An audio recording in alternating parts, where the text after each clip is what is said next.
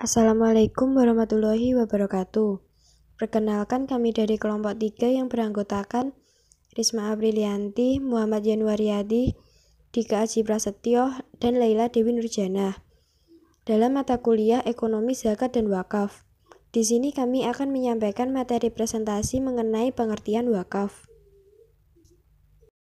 Saya Risma Aprilianti, NIM 207. Di sini saya akan menjelaskan mengenai pengertian wakaf. Perkataan wakaf yang menjadi wakaf dalam bahasa Indonesia berasal dari kata kerja bahasa Arab waqafa, yang berarti menghentikan, berdiam di tempat atau menahan sesuatu. Wakaf dalam pengertian ilmu tajwid mengandung makna menghentikan bacaan, baik seterusnya maupun untuk mengambil nafas sementara. Pengertian wakaf dalam makna berdiam di tempat dikaitkan dengan wukuf, yakni berdiam di Arafah pada tanggal 9 Dzulhijjah ketika menunaikan ibadah haji. Pengertian wakaf adalah menahan harta yang diberikan Allah yang dikelola oleh suatu lembaga, dan hal tersebut sangat dianjurkan oleh ajaran Islam karena sebagai saran mendekatkan diri kepada Allah yang ganjarannya terbawa sampai si pewakaf meninggal dunia.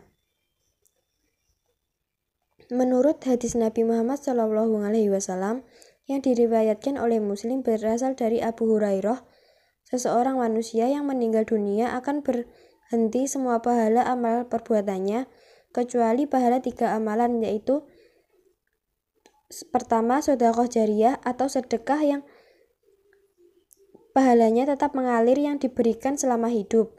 2. Hidup yang bermanfaat bagi orang lain yang diajarkannya selama hayatnya. Dan 3. Doa anak soleh yakni anak yang membalas guna orang tuanya dan mendoakan ayah ibunya meskipun orang tuanya itu telah tiada. Rukun wakaf. Rukun wakaf yang pertama adalah pewakaf atau wakif. Orang yang mewakafkan hartanya dalam istilah hukum Islam disebut wakif. Seorang wakif haruslah memenuhi syarat untuk mewakafkan hartanya.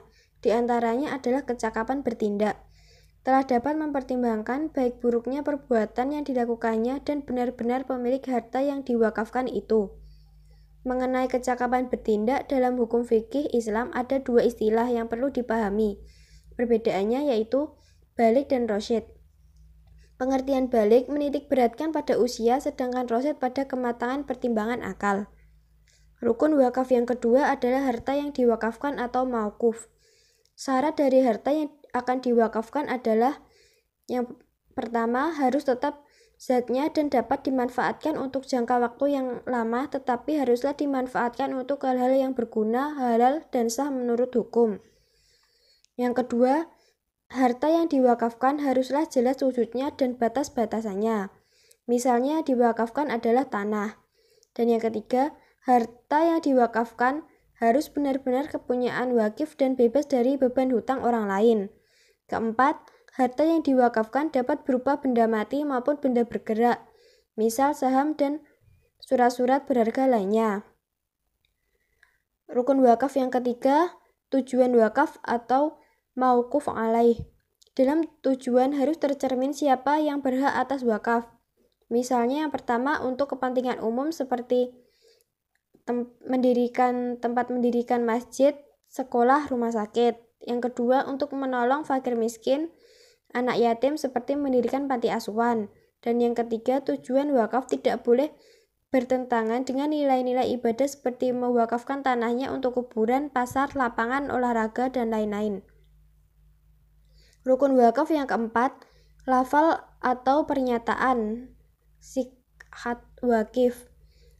Pernyataan wakif yang merupakan tanda penyerahan barang atau benda yang diwakafkan dapat dilakukan dengan lisan atau tulisan.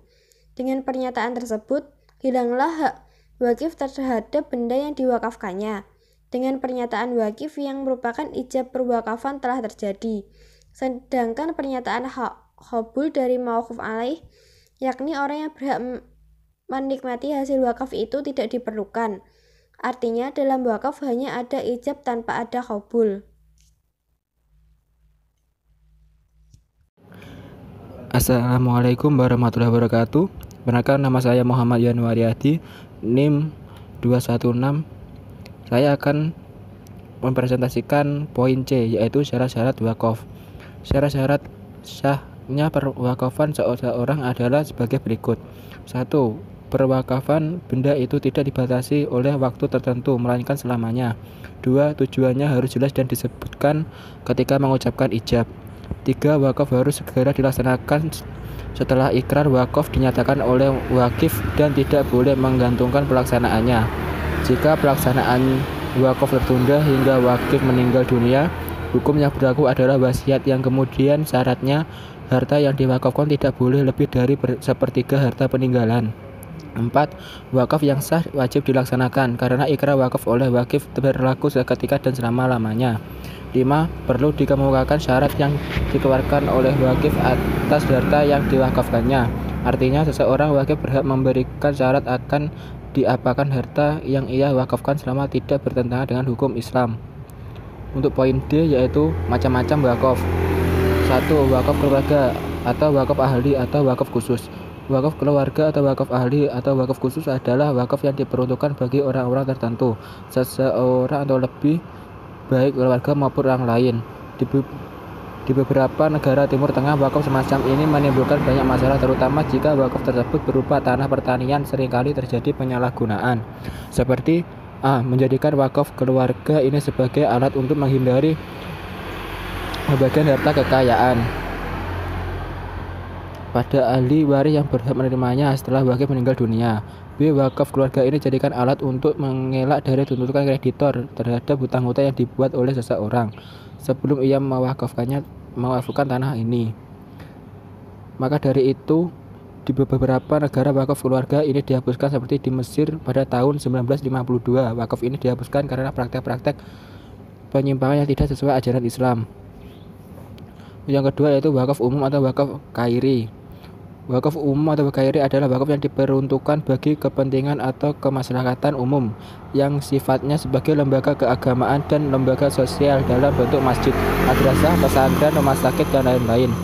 Wakaf umum inilah yang paling sesuai dengan ajaran Islam dan sangat dianjurkan karena bagi yang menjalankannya akan memperoleh pahala yang terus mengalir. Baiklah, yang selanjutnya yaitu pemilikan harta wakaf. Menurut para ahli hukum fikih Islam, sebelum harta diwakafkan, pemiliknya adalah seorang yang mewakafkannya. Dan setelah harta tersebut diwakafkan, kepemilikannya harta kembali kepada Allah SWT. Dan manfaatnya menjadi hak ma'uf alih. Yang F yaitu pengurus wakaf atau nadhir atau mutawalil. Nadhir adalah seorang atau badan yang memegang amanat untuk memelihara dan mengurus harta wakaf sebaik-baiknya sesuai dengan wujud dan tujuannya. Jika nadhir itu adalah perorangan, para ahli menentukan beberapa syarat, yaitu 1. Telah dewasa, 2. Berakal sehat, 3. Dapat dipercaya, 4. Yaitu mampu menyelenggarakan segala urusan yang berkenan dengan harta wakaf. Menurut Al-Bashir dalam Ali 1988, hak seorang wakaf yaitu 1. Nazir. Wakaf berhak melakukan hal yang mendatangkan kebaikan bagi wakaf yang bersangkutan, namun tidak berhak menggadaikan harta wakaf dan menjadikannya sebagai penjamin hutang atau penjamin hutang. Yang kedua yaitu nazir. Wakaf berhak mendapatkan upah atas jerih payahnya pengurus harta wakaf dan selama melaksanakan tugasnya dengan baik, yaitu besarnya upah yang ditentukan oleh wakaf biasanya 10 atau 1/8 dari hasil tanah atau harta yang diwakafkan. Yang berhak menentukan nazir wakaf adalah wakif menurut Al-Bashir dan Abdurraf dalam Ali 1988. Selanjutnya akan disampaikan oleh pemateri berikutnya. Perubahan status, penggantian benda, dan tujuan. Menurut para ahli hukum fikih Islam, perubahan status dapat dilakukan karena didasarkan pada pandangan agar manfaat wakaf itu tetap terus berlangsung sebagai sedekah jariyah, tidak mubazir, tidak rusak, dan tetap berfungsi sebagaimana mestinya. Karena pada misal 1. Tanah wakaf ditukar di tempat lain. Status tanah wakaf tidak berubah, ia tetap adalah tanah wakaf yang berubah hanya pada tempatnya.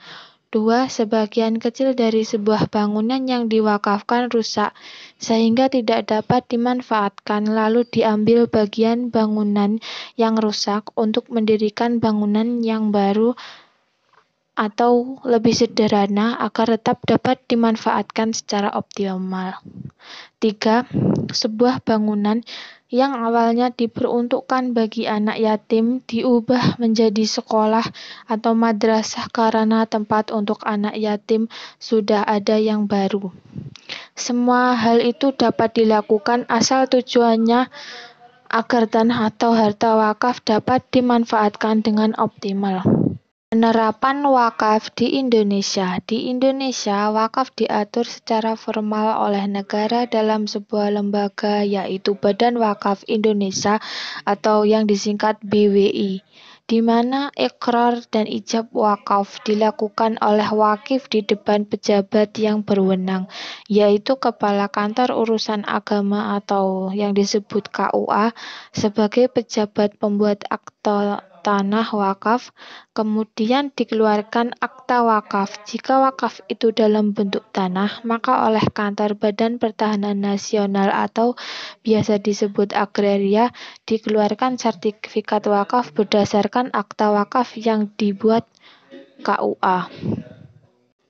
Perkembangan wakaf Timur Tengah. Walaupun wakaf merupakan lembaga Islam yang hukumnya sunnah, namun lembaga ini dapat berkembang dengan baik di beberapa negara Timur Tengah seperti Mesir, Yordania, Saudi Arabia, Bangladesh, Abu Dhabi, dan lainnya.